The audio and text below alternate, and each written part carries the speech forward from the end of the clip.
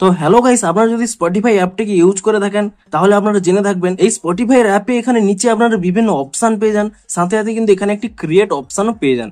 কিন্তু আপনারা হতে চাইছেন যে এই ক্রিয়েট অপশনটিকে এখান থেকে রিমুভ করতে, তো তা আপনারা কিভাবে রিমুভ করতে পারবেন সেটাই জানাবো আজকের এই ভিডিওটিতে। তাই জন্য কিন্তু পুরো ভিডিওটি অবশ্যই দেখতে থাকুন। তো তার আগে ভিডিওটিকে অবশ্যই একটি লাইক করে দিন এবং এই চ্যানেলে যদি আজই নতুন এসে থাকেন এখনই চ্যানেলটিকে সাবস্ক্রাইব করে রাখুন এরকম নতুন নতুন ভিডিও দেখার জন্য।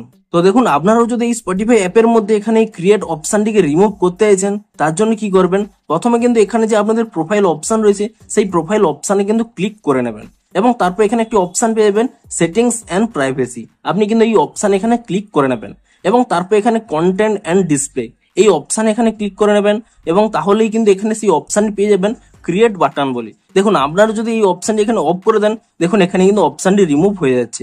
আপনারা পুনরায় এখানে অন করে নিলে অপশনটি চলে আসবে। তো আপনারা এই অপশনটি এখানে অফ করে দেবেন, তাহলেই দেখুন এখানে কিন্তু সেই ক্রিয়েট বাটনটি কিন্তু হাইড হয়ে যাচ্ছে। তো আপনারা কিন্তু এভাবেই আপনাদের এখানে এই ক্রিয়েট বাটনটিকে কিন্তু রিমুভ করতে পারবেন।